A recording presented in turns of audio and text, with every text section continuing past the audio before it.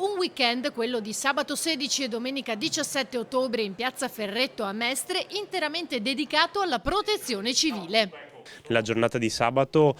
chiameremo a raccolta tutti i gruppi di volontariato che ci sono nel territorio, tutte le associazioni, ma anche tutti i gruppi che hanno aiutato durante questa epidemia, che hanno aiutato al Palaexpo in tutti i punti vaccinali e cercheremo poi di dargli anche un riconoscimento in maniera che anche la cittadinanza veda e li conosca per tutto quello che hanno fatto. E poi la giornata di domenica, assolutamente importante, ormai è da anni che viene fatta, e che è la giornata di Io non rischio, dove cercheremo di sensibilizzare la cittadinanza, la popolazione ai rischi che ci sono nel nostro territorio e quello che la protezione civile fa anche dal punto di vista informativo per tutti i cittadini. Sabato dalle 10 alle 18 ci sarà dunque la manifestazione Sì, amo la protezione civile e domenica, sempre nella stessa fascia oraria, l'11ª edizione di Io non rischio. Consiste nel comunicare ai cittadini quali sono le regole di buon comportamento in caso di eventi particolari, tipo nella fattispecie l'alluvione e il terremoto, cioè tutte le cose da fare prima laddove sia possibile e soprattutto dopo il fatto che avvengano questi eventi, insomma. Dallo scorso febbraio la protezione civile è stata in prima linea nelle attività di emergenza che le sono state assegnate.